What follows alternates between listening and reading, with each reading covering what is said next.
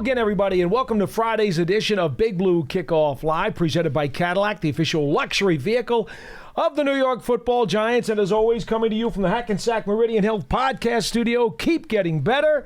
Paul Dottino and Matt Citak, we're here for the next hour to talk Giants football with you as they get ready for the Kansas City Chiefs on Sunday Night Football. It's the home opener this season at MetLife Stadium. Now, we already heard from Coach Brian Daboll this morning, and Matt, I'm going to let you do the honors because there is a bit of a headline coming out of this. Yes, I would say maybe half of the press conference this morning, or just an hour ago, was about one player in particular. Surprise, surprise, it was about Andrew Thomas. Coach started off the press conference basically saying that Andrew came out of yesterday's practice. He practiced 2 days in a row, something he did do last week, but Coach Daboll said at the beginning of the week that they've been increasing his reps at practice.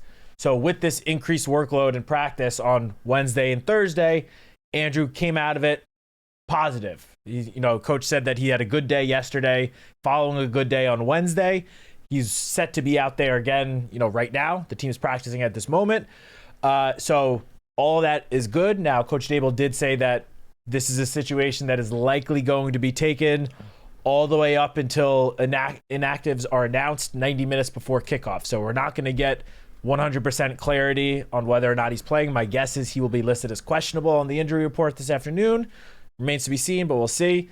He's going to be questionable. I would say we are trending in the right direction, but a lot obviously can change in, 48 plus hours.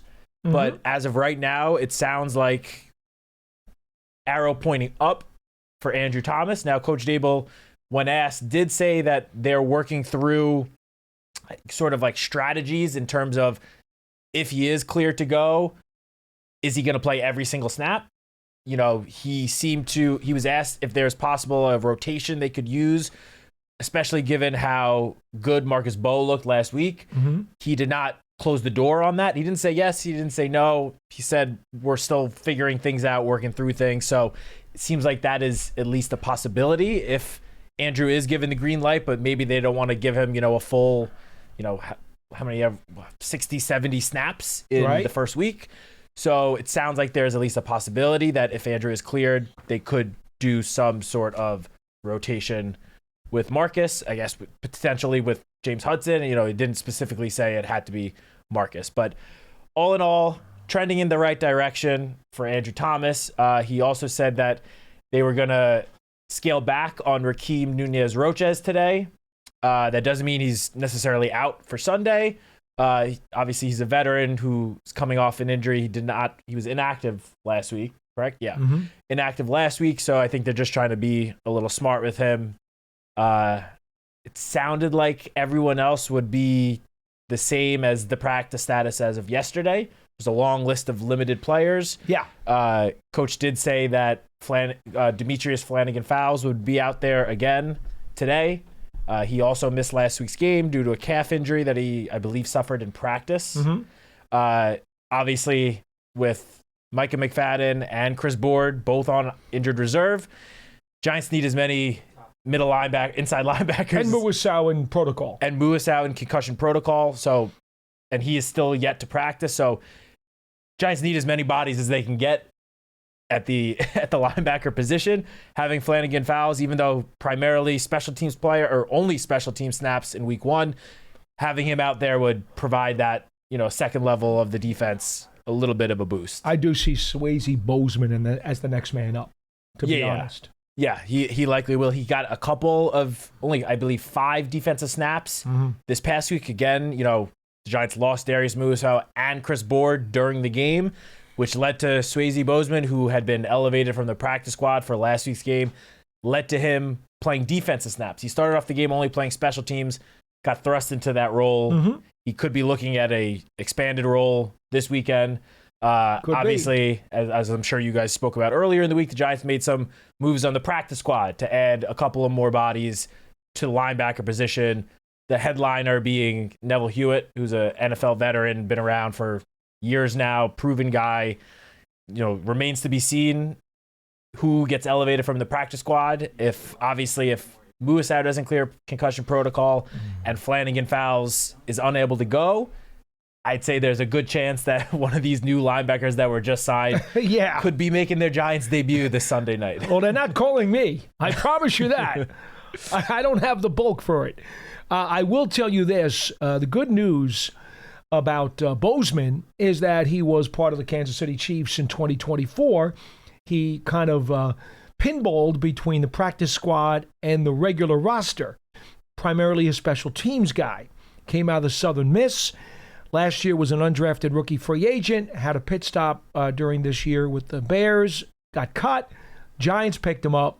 The reason they picked him up is because he's got an incredible relative athletic score rating of well over 9 points on a 10-point scale.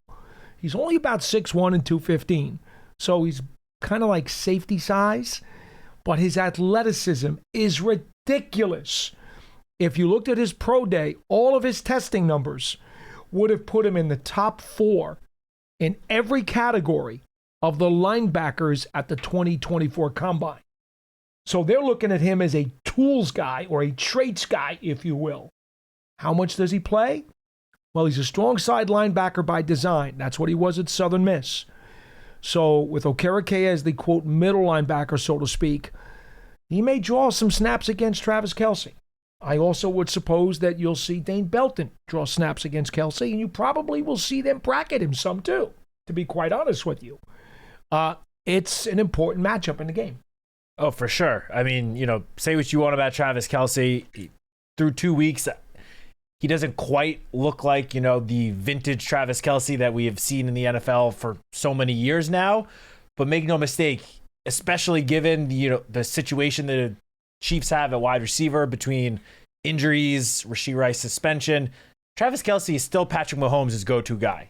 That is the guy that Patrick is going to look towards in key situations on third downs. He's going to be looking for Travis Kelce. So, yeah, it's going to be tough matchup defending Travis Kelce, just given all of the injuries that the Giants have at the linebacker position. I see one comment already in YouTube saying that there's no linebacker depth. I mean, who could have thought 2 weeks into the season that the Giants would lose one of their starting middle linebackers, the primary backup middle linebacker, and then one of the veterans they signed to be depth at the linebacker position and also contribute on special teams. You lose 3 guys in the first 2 weeks of the season, 2 of which are on injured reserve. I don't see how you could prepare for that. There's only so many linebackers you can have on your active roster.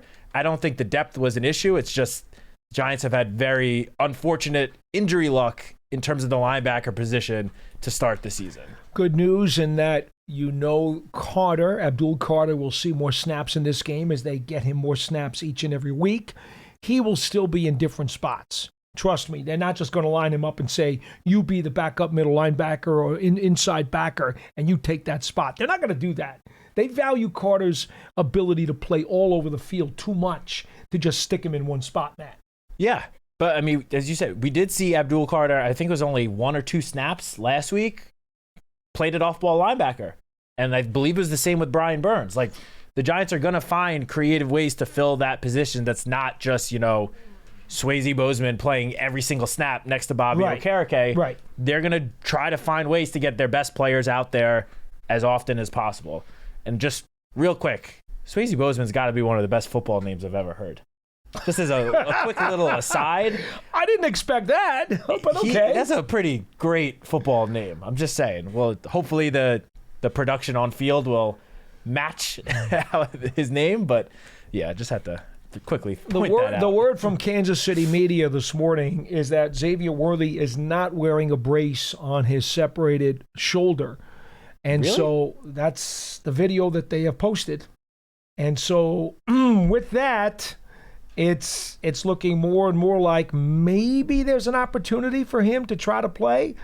They've got Juju Smith-Schuster and Hollywood Brown as their 2 guys who are their primary receivers. And Worthy is very critical to them because he's a speed demon. He is a burner. He is a guy who can take the top off of a defense and is their best deep play threat. Now, he's got a separated shoulder. He played 3 snaps in the opening game against the Chargers, and that was it. Just talk to Dana Hughes. the Bayonne, New Jersey native, former Chiefs wide receiver who does radio work for them. Talked to him about an hour ago, and he said it looks like they're going to try to get him in there. So we will see. I don't know how effective he can be. I don't know about him having the ability to take hits on a shoulder that is not structurally really sound right now. That's quite a chore for him to be able to play effectively. Certainly, I don't know how he's going to block in the running game. Not with a separated shoulder. Yeah, I mean, from everything all the reports I've seen throughout the week, didn't look like he was going to play. It doesn't sound, well, from even what like Andy Reid told the media back on Wednesday is he was basically saying that Xavier Worthy, at least in practice, has no limitations. So they clearly have at least some level of confidence that that shoulder is okay enough for him to play and okay enough for him to hold up, when he does get hit. Now, Xavier Worthy, even putting the shoulder injury aside, he is not the biggest guy in the NFL. No. He's not the biggest wide receiver. He's listed at 165 pounds. His biggest attribute is his speed. He has the ability to take the top off of any defense. However, I mean, even before the injury, any big hit, you'd have to hold your breath and wait for him to, get back up because he's just not, he's very, very, I don't want to say fragile or thin, but just 165 pounds. There's not a ton of muscle on that frame. So if I were the Chiefs, I would certainly be a little, again, we don't have any, actual information, medical information on the injury besides what's been reported. But it seems to me like one hit, as you mentioned, one hit could knock that shoulder out of, dislocate it once again. And if it gets dislocated again, then he's going to have to, I would think, get surgery. That's season over. That's it. Look. They are 0-2. Just they're remember 0-2 for sure. You go 0-3. I don't know. We know the percentages because we've unfortunately spoken a lot the last couple of years on chances of making the playoffs if you start 0-2. It's pretty tough to overcome that. I don't know the numbers at 0-3, but it's obviously even more difficult to overcome that. So. Right. So they do need to win, but it's tough for me to see him. I mean, as you said, it sounds like he's going to play.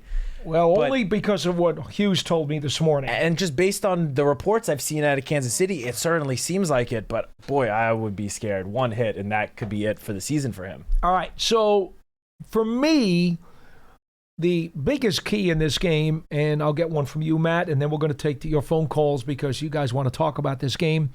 201-939-4513. It's obvious for me. If the Giants are going to win this game or have any chance to win this game, the thing that must happen, and end of story, period, must happen. Defensive coordinator Steve Spagnuolo, we know him well, won a Super Bowl here. 2 stints with the Giants, basically next to Bill Belichick. Those guys are my 2 favorite coordinators of all time, okay? Quite frankly, he has been going crazy sending the blitz because he knows that his front four does not have the teeth that it needs. He does not have the Giants' front four of Super Bowl vintage. He does not. So what is he doing? He is sending everybody else on the field. Safeties, corners, linebackers, they're all part of his blitz package.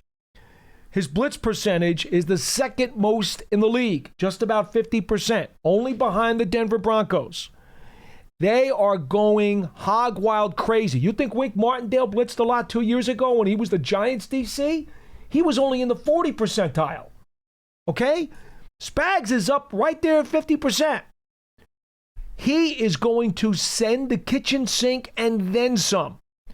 We saw what happened against Washington when Russell Wilson had to run for his life for 4 quarters.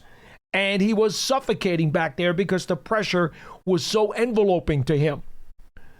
If the Giants do not pick up those blitzes, John Michael Schmitz making the line calls at center, Russell Wilson deciphering things and calling out audibles and hot reads, making sure the tight ends and making sure the wide receivers get the communication and run the hot routes. If they do not handle the Chiefs' blitz, they will lose this game. End of story. There is no other key that matters in this game. That must be taken care of. Yeah, I mean, that is definitely priority number one. I know that's obviously only focusing on one side of the ball, but you nailed it in that Spags is going to blitz, and he's going to blitz early, he's going to blitz often. And we saw the difference of the Giants' offense when Russell Wilson has some time to operate in the pocket and when he doesn't. And they are two very drastically different results the first 2 weeks of the season.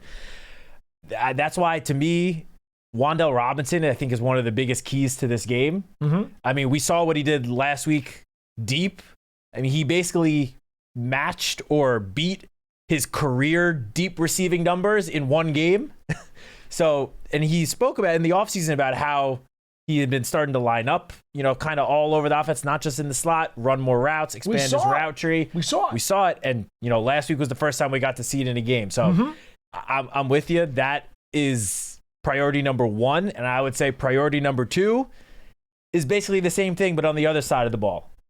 Patrick Mahomes is, you look at his numbers this year, to be honest, they're not great. His passing numbers are not great. He's had a lot of production with his legs, more than he's ever had through 2 games of his career, in 2 games of a season in his career. He's on pace to shatter all of his previous rushing numbers. All of that from scrambles, though. He's had 0 designed runs. All of his production on the ground has been scrambles because he, too, has somewhat been running for his life the first 2 games. And that is priority number 2. And there's no balance because their running game hasn't gotten going either. They have had, people have spoken about how the Giants' run game has struggled so far, and it has. Kansas City's run game has struggled just as much. With Isaiah Pacheco, Kareem Hunt, they have been unable to get the run game going outside of Mahomes. I mean, Mahomes, similar to Russell Wilson, leads the Chiefs in rushing yards. I don't think either team is happy with their quarterbacks leading the team in rushing. But on the defensive side of the ball, Mahomes, despite his limited passing efficiency so far this season, I don't think I'm going out on a limb by saying we all know he is one of the best, if not the best quarterbacks in the NFL, period. He's done it for enough years now. We all know this to be true. His numbers so far this season, when he's been blitzed, are quite bad. So when he's been blitzed, he has completed only 6 of 18 passes for 85 yards, 1 touchdown, and 1 interception. That 33.3 completion percentage, second lowest in the NFL when blitzed. His 44.9 passer rating against the blitz is the 4th lowest in the NFL. So he's going to get his because he's Patrick Mahomes. The way to somewhat contain him is you got to blitz him. Just like Spags is going to do to Russell Wilson, you got to get after Patrick Mahomes. Now, he has tried to mitigate the blitzes he's been facing by getting rid of the ball quickly. He's averaged 2.47 seconds average time to throw this year, the fastest mark of his entire career. However, he's only had a 39% success rate, which is the 4th lowest in the NFL. So getting rid of the ball quickly has not been helping him. I mean, Dak Prescott, we spoke last week. He's amazing at getting the ball out quickly, and he has a ton of success doing it. Mahomes has not had that same level of success this year. Well, it's only been 2 games. The receiving core is not as good as it used to be. Rasheed Rice is suspended, and that's a big blow to them. No, for sure. But they're likely going to have the same receiving core this week that they had last week. Oh, yeah. And for pretty much the whole game week 1. I mean, we'll see about Worthy, but that's going to be the same group of receivers. So he's going to face, if the Giants can get after him and blitz him and pressure him as much as he's been pressured the first 2 weeks, hopefully the Giants defense will get the same success that the Chargers and Eagles defenses got in terms of Mahomes' throwing, passing abilities. Obviously, to counter that, he's probably going to run the ball, just like he has the last 2 weeks. He's probably going to run the ball. He's going to have some production on the ground. I think as a defense, you can take Patrick Mahomes running for 50-plus yards if it means he's completing, under 60% of his throws. I think we would take that trade-off. No argument from me. 201-939-4513 is our phone number here on Big Blue Kickoff Live. And as a reminder, if you do not catch the show live, always catch it on your favorite podcast network on giants.com/podcasts and all of your platforms. The show is available everywhere on the archive all the way up until game time. All right, let's go to the phones and see who we've got up first on the program today. We will go to Ryan from Illinois. You're first on the show. Hello. Hey, guys. How are we doing today? Very good, sir. How are you? How are you, Ryan? I'm well. I think that Sunday's game is going to be really intriguing because, some of the major players that we've got, I think we know what they bring. Offensively, I think Malik is going to be doubled quite a bit. And I wonder if it's some of the unsung heroes that are, going to have to really emerge and, in a community kind of sense, make plays. The Cam, Tyrone combo, I think is going to have to be big. I think Theo Johnson, it's like, do these guys play like week 1 or like week 2? And I just hope that energy of, seeing first downs and touchdowns being scored, I just hope that energy is maintained. And I think that this is a step in the right direction, having those guys on, everyone kind of doing their part and just staying really focused in. Does Theo have a couple drops like week 1, or does he maybe score his first touchdown of the season? I think that could be absolutely huge. And then defensively, pressuring Mahomes like you were saying, Matt. But I think bigger than that is, can we rely on a Cordell Flott, or even a Debo? Like, we need a couple plays on the back end made when they get those opportunities. Like week 1, Cordell Flott could have had a pick 6. I know it was a tough play, but he legitimately could have had a pick 6 and turned that game around. Can we get 1 or 2 big plays by the defense to really give this offense a chance to, you know what I'm saying, score enough points, and then the defense maybe comes through with a couple really big plays? All right, that's all I got, guys. Thank you. KC is -1 in turnover ratio so far. Unfortunately, Ryan, your philosophy on the other side of the ball is actually exactly the opposite of what the Chiefs will do. At least during the first 2 weeks of the season, they have, because they've been a heavy blitz team, they've been playing man-to-man. They have not doubled any receivers. And let's not forget, they played the Chargers and the Eagles, and they've got some potent weapons on the outside. Very. And Spagnuolo has been saying, the heck with that. We're not doubling anybody. We're going to send the blitz packages, and we are going to tell our DBs, specifically Trent McDuffie, Pro Bowl player. All-Pro. Okay, terrific player, very physical player. We're going to tell the DBs to beat up the wide receivers. Play man-to-man, play physical, beat them up, throw off their timing, and rush the heck out of the quarterback so that he's got to get rid of the ball quick. And what do we always say about quarterbacks who want to get rid of the ball? Well, you screw up the timing on the other side of the passes so that the routes get all screwed up and readjusted. That's how you break the rhythm of a quarterback who wants to get rid of it quickly. That is the mantra that Spags has lived on for 2 weeks. Talking to Dayton Hughes, again, the Chiefs color guy, this morning, I asked him about, do you think against Neighbors and Robinson after what they did last week, maybe he does something else? He's like, no. You know Spags. Yeah, I do. He's aggressive. He's always going to want to come after the quarterback. So these receivers, in terms of your comment about focus, oh yeah, they better be focused. They better be on top of their hot reads, and they better be up for a black and blue style game, because the Chiefs DBs will try to beat them up. That's the bottom line. Spags will not. He's not into disguising and fooling on this. The only fooling he's going to do is when he's sending his pressures, who's coming on the pressure. That is where he's playing his head games. He's not playing head games with the secondary. They're playing straight up. Yeah, I do wonder if maybe Malik sees a little bit of double coverage, just because the first 2 weeks of the season, the Chiefs played teams that have multiple proven, very talented pass catchers. Mm-hmm. The Chargers, obviously, Ladd McConkey, Keenan Allen, who's been doing it for a long time now, even Quentin Johnston, who obviously scored 2 touchdowns against them in week 1.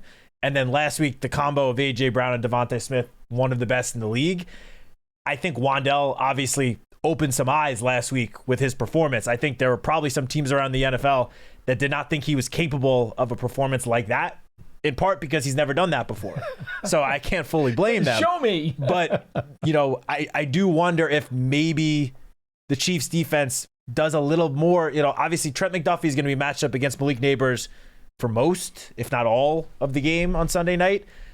I do wonder if Malik starts to get going early, if that is a situation where maybe Spags, has a safety or someone helping McDuffie out, at least sometimes, with Malik, just because he's proven he's one of the best receivers in the NFL, and there are not many corners that can slow him down one-on-one. And just because the other Giants pass catchers, while they are very solid pass catchers, they're not quite like to the level of, the Devontae Smith, A.J. Brown combination. So that's the only thing I'm curious to see if Spags does that a little bit, just to, maybe throw a slight wrench into the Giants' plans. And if that is the case, then, as to Ryan was saying, is guys need to step up. Then, your Wandells, your Darius Slaytons, your Theo Johnsons, they are all going to be in one-on-one situations, basically the whole game. They are going to have to take advantage of those opportunities. They're going to have to catch the passes that are thrown at them. You were saying get someone on defense make a play. How about one of these other pass catchers not named Malik, break a tackle or two, take a slant route 70 yards to the house for a touchdown. See, they've got a little bit of a problem because Christian Fulton is injured. He's got an ankle injury. He didn't practice earlier in the week. Now, what they want to do, in a perfect world, Spags, when he brings in Fulton, they slide McDuffie into the slot, and he covers the slot guy man-to-man, which would be Wan'Dale Robinson. Here's the problem. Without Fulton available, they got to keep McDuffie on the boundary. So that already is going to jimmy with their usual game plan and how they want to run things. Now, can the Giants take advantage of that? You would think if McDuffie's not going to move into the slot in the sub package, well, whoever they wind up throwing in, and they've got a bunch of other DBs, but they're not as accomplished, that may be Wan'Dale Robinson's chance to have another big game. But again, given the pressure and the amount of hot reads you're going to have to run, you're probably not going to run a lot of deep routes because you've got to get that ball out. Folks, I know it sounds nuts, but this is a battle between 0-2 teams, and there is a lot of permutations to this Rubik's Cube. I mean, this is a great puzzle. This so far, of the 3 games the Giants have played this year, this is the one that's keeping me up the most at night when I'm jimmying around with X's and O's and formations. This one has me going crazy, probably because I love Spags so much and I respect him so much. He's got me going bonkers. 201-939-4513 is our number here on Big Blue Kickoff Live. Jonathan in Westchester, you're next on the show. Hello. Hi, guys. How are you? Hi. So it was nice to score 37 points against Dallas last week, but going into the Chiefs game, I am still concerned about our run blocking and blitz pickup, particularly on the interior. Wanted to get your thoughts on something. I was running through the Giants draft history, particularly as it relates to the guard position. So back in 2004, everyone remembers the great Eli trade, but overshadowed by that was the second-round pick, Chris Snee, which I think is one of the most important draft picks in recent Giants history. So, amazingly, in the 21 years since that 2004 draft, the Giants have only selected a guard in the first 4 rounds of the draft, and you can check me on this, one time. That was when Gettleman selected Will Hernandez in the second round of 2018. I'm not counting Azudu in 2022. I know he was used as a guard occasionally. I think it was 2 of his 10 starts as a Giant. So in that same 21-year period since 2004, I counted 6 guards drafted by the Eagles and 5 guards drafted by the Cowboys. I'm wondering if, we're seeing the effects of that, that the Giants just haven't spent enough draft capital on the guard position, and that it's impacted and continues to impact our interior line. So I guess I'll hang up and get your thoughts on that. Thanks, guys. Thank you. Thanks for the call. You want to take it? Yeah, well, just for starters, I would say that, as we've discussed mostly in the offseason, there are many different ways you can go to build an offensive line. It's not like the Giants have not put any resources towards the interior offensive line. They signed John Runyon to a, pretty significant guard contract last year. They brought back Greg Van Roten. Now, obviously, his contract is not so substantial, but he's a proven veteran that has provided the Giants with, solid play at the guard position. And John Michael Schmitz was a second-round pick only a couple of years ago. So it's not like there not been any resources put towards, the offensive line or the interior offensive line. I mean, you were talking about that Chris Snee offensive line. Well, the guys that were around him, it was a combination of some draft picks and some veterans that were brought in. So I kind of get what you're saying, but at the same time, I don't fully agree, because they have still tried to address the interior offensive line with free agency. So I don't. That's where I disagree a little bit. The only thing I will say in terms of where it's showing up, obviously with a shorter quarterback, Russell Wilson, we've talked about that being a key all year. It does become even more important that the interior line plays up to par. That's true. I'm not hiding from that or running away from that. Now, much more important when Russell Wilson, a shorter Russell Wilson, is playing behind the interior line than when a Daniel Jones is, when Daniel Jones is 6'4.5". For sure. Okay? So yes, to that point, you have a little something. The other little something you have is that in the last 2 or 3 years, we have seen more defensive tackles, and this all is the Aaron Donald syndrome. We have seen more teams devote more time and perhaps trying to get more impact players on the interior of the defensive line, right? We've seen Hayward in Pittsburgh. We've seen Dexter Lawrence with the Giants. We see Carter playing with the Eagles. Quinnen Williams. Yeah, Quinnen Williams, another one. Chris Jones with Kansas City. Sure. There's been more of an emphasis in recent years about beefing up the impact from the interior defensive line. So yes, I do think it is more imperative that the Giants' interior offensive line steps up and does better this year. So that's perhaps a little bit of what he was talking about. Yeah, I get that. But I guess somewhat of a counterpoint I would make is you look back at this past Sunday's game against the Cowboys. Now, the Cowboys obviously don't have the league's greatest defensive line, but Kenny Clark is a pretty formidable defensive tackle. Yeah, and they scored 37 points against that defense. They scored 37 points, and the combination of John Runyon, Greg Van Roten, and John Michael Schmitz were credited, according to Pro Football Focus, gave up a total of 5 pressures between the 3 of them. I feel like we would sign up for that. The 3 interior linemen who, at least in terms of the starting 5 offensive linemen on the Giants, I feel like going into the year, everyone felt great about the Thomas Illuminor tackle combination. It was the interior that some people were like, we got to see them perform. Yeah. I think 5 total pressures between the 3 of them, we would sign up for that. You go back to Give me the pen. Yeah. Give me the pen. You go back to week 1, and that was a game where the offensive line did not play great, at least especially compared to this past week. No, they were bad. This 3 of them, according to PFF again, were credited with 6 pressures allowed. So, I get what you're saying, but I don't think that the 3 of them have been so awful these first 2 games where it's like Giants need to find a remedy for the interior offensive line. Where they didn't necessarily step up big time last week, they did in pass pro, they didn't do it a whole lot in the run game.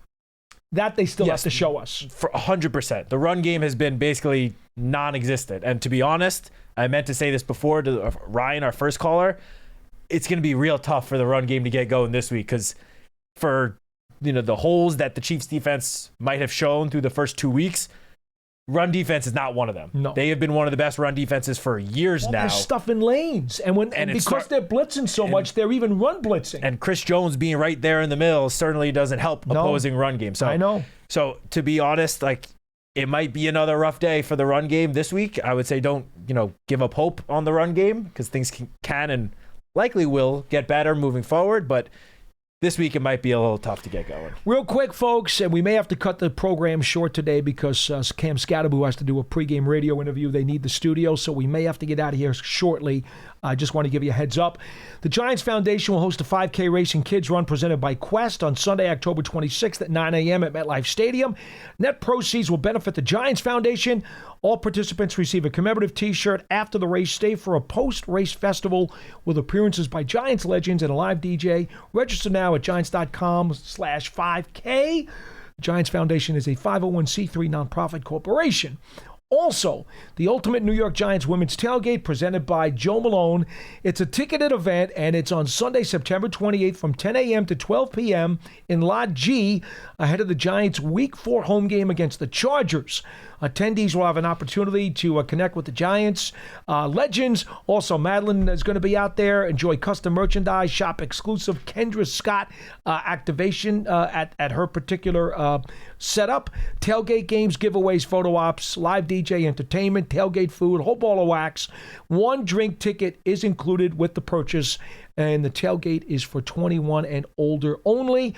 Also, Giants season tickets for the 2025 season are still available. Full membership gets you out-of-season benefits as well. Go to giants.com/tickets. And don't forget the Giants TV mobile app is free on Apple TV, Roku, Amazon Fire TV, and the Giants mobile app.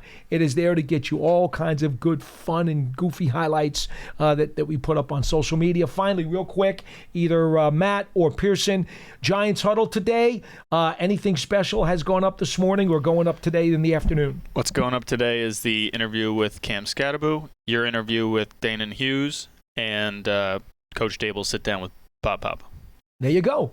All prepping for the Chiefs. Speaking about Scadaboo, that was the one other thing you missed during Coach's presser. He is a character. He walked behind the media as Coach was speaking, gave Coach kind of like a smirk, because I was standing towards where on the side where Coach is, and I saw Cam smirk, and then all of a sudden he started just howling, like basic, like his screams that we've seen him do at times. He started doing that, and like every 10 seconds would be another scream. I highly recommend everyone, once it gets posted onto YouTube and the Giants.com, give Coach's presser a quick view. It's not long; it's like 10 minutes. Is very entertaining. Even Coach gets a little flustered and like starts laughing, being like, "This guy." It's very funny. That's Cam has as you will see in the huddle that gets posted later. Cam's got a lot of personality. Something I think this locker room could use. Like, it's good that he's been added to the mix. I will tell you this, and the way that he loves contact and is willing to take on blitzers, okay, could be very important against the Chiefs. Oh, yeah. Now, the trick is he is a rookie. He's got to be able to make sure he's got the call right, he recognizes it right, and then he's able to execute it. We know he loves to face these blitzers and he loves the contact, but he's going to have to make sure that he gets the right call and makes the proper recognition, because mental mistakes when you're trying to pick up the blitz as a running back will get your quarterback smoked. For sure. And the only thing I'll say to that is, at least through the first 2 weeks of the season, the first week limited action, a little more last week, he's done good in that department so far. So far so good. Obviously, as a rookie, the only way to have him improve and play better is give him more chances. So I'm sure he will get plenty of opportunities on Sunday. Although they might be safer giving Singletary a few more ops in that particular spot, because he's a little more experienced to handle it. True. Maybe they throw Cam out there, and if he struggles a little bit with the pass protection to start, then maybe we see more Singletary later. We'll see. Malachi, you are next on Big Blue Kickoff Live. Hello. Hello. I'm really excited for this game because I'm actually going to be present. This is like one of the first games I get to be at. Cool. That's not awesome. Super young. So I'm excited for that. My first question for you guys is, what's up with Hyatt? Obviously, our offense played very well last weekend, so it's not like we need more offensive players on the field. Right. But I just feel like you guys over the offseason were saying how he bulked up, but you're very impressed with him, and we just haven't gotten to see him on the field. So I just was wondering, like, is he more of a depth piece at this point, or do you think later this season he'll get more opportunities to show his skill? And then my other question would just be for people like Brian Burns or Wan'Dale Robinson, who also just had an excellent game. Are they players that we need to look to re-signing soon, or what's their contract situation looking like? Because I'm just really tired of losing really good players over the years, whether that be Saquon or McKenzie, and I understand there's reasons for those things, but I just don't want to keep losing them. So yeah, those are my two questions. Thank you, guys. Well, thanks very much. I'll take the second one real quick, Go because ahead. that's an easy one. Brian Burns is signed for multiple years. He signed when the Giants traded for him, they signed him to a big contract extension, so he's not going anywhere anytime soon. Wan'Dale Robinson is going into the last year of his contract. Obviously what happens in the future remains to be seen. How he performs moving forward will play a big factor in that. He is entering the last year of his rookie deal. We have seen, Joe Schoen in some occasions negotiate with guys in season. Other times he likes to wait until after.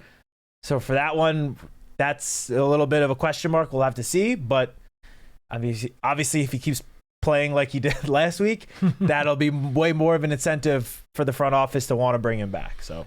Yeah, as far as Hyatt goes, if the Giants coaching staff believe that his snaps would be more productive than the guys who they are playing, then he would get the playing time. For whatever reason they have, they're going to play the guys who they believe will give them the most production by snap. And to this point, Hyatt hasn't gotten to play.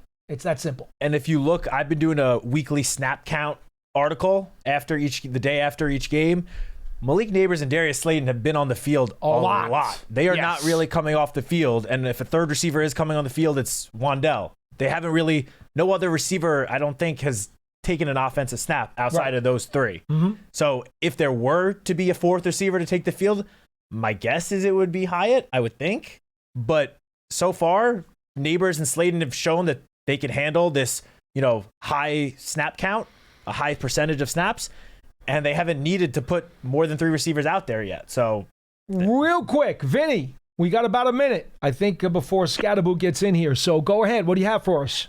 Okay, I'll be quick. First of all, I wanted to give Pearson a shout out. He does a good job. And before I get into Giant stuff, Paulie, you're right. And I don't always agree with everything, but you're right when you talked about the quarterbacks that make the crazy money, the $60 million, really drains the ability for the team to grow better players. That's starting to happen to the Chiefs now. With $60 million going to the Mahomes, they're not able to get the star players in free agency. They just don't have the money. Well, Josh Allen, from what I understand from the Buffalo people, he's actually taken less money. He's redone his deal and Brady taken a little less too. money. I mean, Brady did it for years. Mahomes deserves to be the highest paid quarterback in the NFL. He's far from it. He signed that massive, was it 10-year, $500 million deal. Want to win another 10 Super Bowls. I mean, to be honest, I think he could be asking for way more money than he is. I think he is somewhat taken a pay cut in order to try to fill the rest of the roster out. They've been kind of affected by just some injuries and stuff across the roster. Now let's talk about the Giants. All right, what do you got, Vinny? Real quick. You mentioned run game. Is Andrew Thomas playing, or is it still a game time decision? Game time decision. Okay, we need to place Evan Neal in that game. Let him help John Michael Smith blow out that Johnson. Let's have them push back, because Grant Van Roden, well, he's a good player. He's not a great player. Not that Evan Neal's a great player yet, but he's got the opportunity to be a smash mouth run stopper, run maker. Let's give it a shot and put him in. I mean, he after all was a top 7 pick. Let's go get it. The other thing I wanted to say is Abdul Carter, like his game. But unlike LT, when he came in the first game, he was already a superstar. I think Abdul has improvement he's got to do and get to. He's not quite there. By the middle of the season, I'm excited to see what he brings, because when he starts turning it on, and Thibodeau with that and Burns, we can be special. Special is not 40 points a game, though. Well, all I could tell you, Vinny, is that I warned people before the season started, sloppy September, it's going to take 3 to 4 weeks before these guys really find their groove, especially on the defensive side, where we know that they've had to ramp up Dexter Lawrence, who is the heart and soul of that defensive front. I tried to warn you guys about this for at least the last 2 weeks going into the season. And what did we see? A defense that has not lived up to its billing so far. Well, if they're going to do it, you're going to either start seeing it this week or next week against the Chargers. The problem is already at 0-2, you don't have much room for error anymore.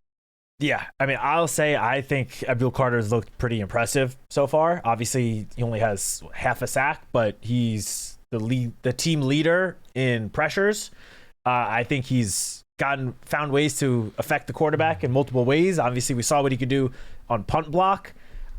So I do think he's been impressive. Now, let's just remember, Lawrence Taylor is the greatest defensive player to ever play, so it's not crazy that he doesn't quite look exactly as good as LT through 2 weeks. All right, folks, time to end Big Blue Kickoff Live, presented by Cadillac, the official luxury vehicle of the New York Football Giants. We have come to you from the Giants podcast studio, presented by Hackensack Meridian Health. Keep getting better. For Matt, I'm Paul. Enjoy the game Sunday night, the Giants and Chiefs at MetLife Stadium. So long, everybody.